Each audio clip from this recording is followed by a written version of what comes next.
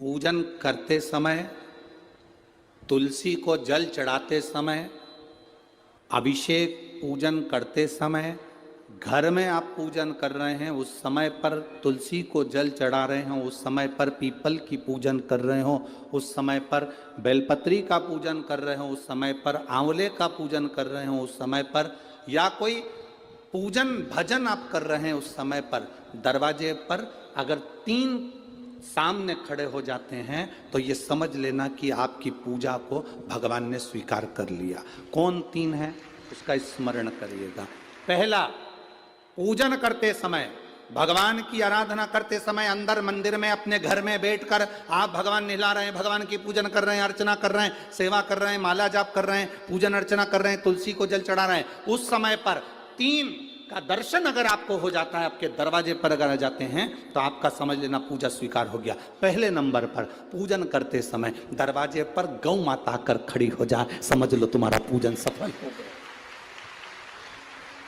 आप पूजन कर रहे हैं अंदर से, गाय रंभा रही है, आप पूजन कर रहे हैं अंदर से, गौ माता गौमूत्र कर रही है, आप पूजन कर रहे हैं अंदर से, गौ माता गोबर कर रही है, आप पूजन कर रहे हैं अंदर से और गाय दरवाजे पर आकर खड़ी हो गई। तुम्हारी अर्चना में, तुम्हारी आराधना में, तुम्हारी साधना में गौ माता तुम्हारे सामने आकर खड़ी हो जाए। पूजन के समय पर अचानक आकर तुम्हारे द्वार पर, तुम तुलसी को जल चढ़ा रहे हो, तुम्हारे दरवाजे पर आ जाए। और मेरा विश्वास कहता है, यहाँ जितनी मेरी जीजियां बैठी हैं, यहाँ जितने मेरे जीजा बैठे हैं, ये मेरा विश्वास कहता है आपके साथ कभी ना कभी ये जरूर हुआ होगा, पूजन के समय पर गौ माता का दर्शन होता ही, ये मेरा विश्वास कहता है। और ये कब होता है? जिस दिन आपका चित्त, मन, वृत्ति भगवान में रमी हो। चाहे तुम राम जपो, हनुमान जपो, शिव जपो, तुम्हारी मर्जी पड़े वो जपो। तुम देवी की भी पूजन कर रहे हो, किसी की देवता की पूजन कर रहे हो, कुल देवता की पूजन कर रहे हो, दिल से कर रहे हो, तो ये 3 का अगर दर्शन हो जाए तो कार्य सफल है। पहला, जम के बोलो, गौ माता। दूसरे नंबर पर हमारे यहाँ हम पूजन में लगे हुए हैं, आराधना में लगे हुए हैं, भगवान की अविरल भक्ति में लगे हुए हैं, भगवान की पूजन, आराधना और भक्ति में हम तल्लीन हैं। और दूसरे नंबर पर उस पूजन करते समय पर तुम्हारे घर की बहन बेटी तुम्हारे दरवाजे पर आ जाए तो समझ लो पूजन सफल हुआ है।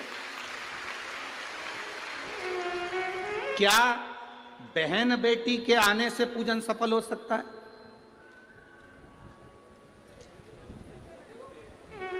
कहां लिखा हुआ है महाराज जी? आप इतनी बड़ी बड़ी बातें कहते हो। पूछने वाले पूछ सकते हैं, कहने वाले कह सकते हैं, आपने कैसे कह दिया कि बहन बेटी के आने से सफल हो जाता करे? तो आप उठाओ, हिमालय राज का बेटा बाणासुर से दोस्ती कर लेता, माता पार्वती का भाई बाणासुर से दोस्ती कर लेता है, और दोस्ती कर लेता है तो उसके चुंगल में फंस जाता है, बाणासुर के चुंगल में भाई संकट में आ जाता है। आज हिमालय राज और मैनावती दोनों बैठकर भगवान की आराधना कर रहे थे, इतने में पार्वती का आगमन हो जाता है। पार्वती ने आते से ही देखा, पिताजी आप आराधना कर रहे हो, पूजन कर रहे हो, किस लिए, क्यों? मैनावती ने कहा तेरा भाई संकट में घिरा हुआ है। पार्वती ने कहा क्यों चिंता करते हो, क्यों चिंता करते हो? पिताजी मैं आई हूं ना, चिंता मिटा दूंगी, चिंता मिटा दूंगी, आप चिंता ना करें। क्या हुआ? बाणासुर तेरे भाई को कष्ट दे रहा। बेटी पार्वती ने संकल्प ले लिया, उस बाणासुर का अंत मैं करूंगी। ना भगवान ब्रह्मा बाणासुर को मार सके, ना भगवान कृष्ण बाणासुर को मार सके। बाणासुर की कन्या भगवान कृष्ण के पास में, वहां उनके पौत्र के पास में गई, भगवान कृष्ण का युद्ध बाणासुर के साथ हुआ, 1000 भुजा, तो बाणासुर को भगवान कृष्ण नहीं मार सके। बाणासुर को न नारायण मार सके, न ब्रह्मा मार सके, बाणासुर को न शंकर मार सके, क्योंकि शिव ने तो वर दिया था। बाणासुर को केवल मारा है तो माता पार्वती अर्ध कुंवारी बनकर संहार कर कर चली जाती। कोई तुमसे पूछे कि सियोर वाले महाराज ने कहा कि बहन बेटी के पूजन करते समय अगर बहन बेटी आ जाती है, पूजन करते समय हमारे घर की बहन बेटी, तुम्हारे कुल की बहन बेटी, तुम्हारे घर की बहन बेटी तुम्हारे दरवाजे पर आ गई, भले तुम उसको कुछ दो मत दो, पर बहन बेटी अगर तुम्हारे पूजन के समय पर तुम्हारे क्यों आप लोगों के ऐसा नियम है कि नहीं हमको नहीं मालूम। हमारे यहाँ तो ऐसा नियम है कि जब भी घर में कोई बड़ा आयोजन होता है, शादी होती है, फंक्शन होता है, कोई उद्यापन होता है, कोई चीज़ बड़ी करते हैं, तो सबसे पहले फ़ोन बहन बेटी को लगाते हैं कि हमारी बहन हमारे यहाँ आए, हमारी बेटियाँ, हमारी नंदे हमारे यहाँ आए, हमारी बुआ हमारे यहाँ आए। अब पूछोगे गुरुजी ये प्रसंग बहन बेटी को बुलाने का तो भगवान कृष्ण के यहां से चालू हुआ। नंद बाबा की बहन नंदा आकर घर में रहने लगी और उन भाभी को जब जापा हुआ तो सबसे पहले नंदा भगवान को हाथ जोड़कर कहती है, बाबा ऐसी कृपा करना, ए बाबा ऐसी कृपा करना, मेरे भैया की यहाँ 60 साल के बाद तो औलाद हो रही है, तो ऐसी कृपा करना कि उनके घर में लड़का हो जाए। और नंदा हाथ जोड़ती जोड़ती जोड़ती जोड़ती यशोदा जी के कक्ष में गई, और जो कक्ष में गई जाकर जो दर्शन करा तो लाला का दर्शन था। नंदा खुश हो गई, थाली उठाकर बजाने लगी कलदार से, और एक थाली को उठाकर उस नंदा ने बजाया, थाली को उठाकर। कांसे की थाली, पीतल की थाली, तांबे की थाली, जिसके घर में बजती थी उसके घर में शुभ संदेश आता था। आज के जमाने में स्टील बजता है।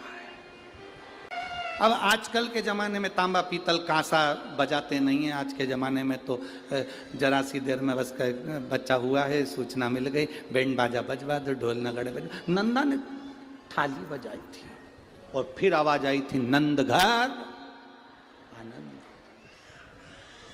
नंद घर आनंद भयो। फिर आवाज आई, भजन करते समय स्मरण करते हुए, नाम जाप करते हुए 3 का दर्शन हो जाए, तुम्हारे दरवाजे पर आ जाए, जीवन की सफलता मानना, पूजन सफल मानना। पहले नंबर पर जम के बोलो गौ माता, दूसरे नंबर पर बहन बेटी, और तीसरे नंबर पर हैं संत गुरुजन, जो निष्कपट भाव के, जो तुम्हारे दरवाजे पर कुछ मांगने नहीं आए हैं।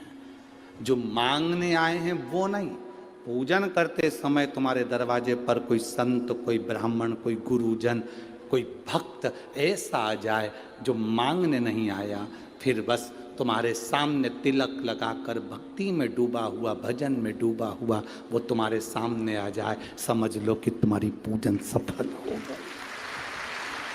मांगने नहीं, मांगने नहीं, केवल आया, भजन गाया, सीताराम कहा, हर हर महादेव कहा, श्री शिवाय नमस्तुभ्यम कहा, जय श्री हनुमान जी कहा, और वो अपना चले गया। तुम्हारे दरवाजे पर मांगा नहीं उसने। असली संत तुम्हारे दरवाजे पर गुरुजन, ब्राह्मण जन, भक्त जन, कोई भगवत प्रेमी तुम्हारे दरवाजे पर दर्शन हो जाए पूजन के समय पर। शिव की आराधना करते हुए, शंकर की आराधना जब हम करने के लिए बैठ रहे हैं, तो जिस दिन जैसे आपने सोमवार का व्रत करा, संकट सोमवार रखा, 16 सोमवार रखा, महाराज जिस दिन आपने शिव का व्रत रखा, 16 सोमवार, संकट सोमवार आदि का रखा, तो शिव महापुराण की कथा कहती है कि उसी दिन अगर आपने वृक्ष से बेलपत्री को उतारा, शंकर को चढ़ाया, तो आपका वो उस दिन का व्रत खंडित हो जाता। ध्यान दीजिए, 16 सोमवार हो, संकट सोमवार हो, शिवरात्रि हो, जितने भी भगवान शंकर की हम पूजन करते हैं या कोई विशेष उत्सव हम शंकर का कर रहे हैं, तो उस दिन बेलपत्र को नहीं उतारा जाता। बेलपत्र को एक दिन पहले उतारना चाहिए।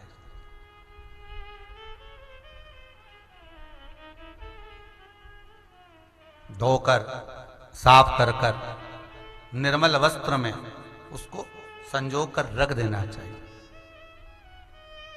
कब? एक रात्रि पहले। क्यों रखते हैं?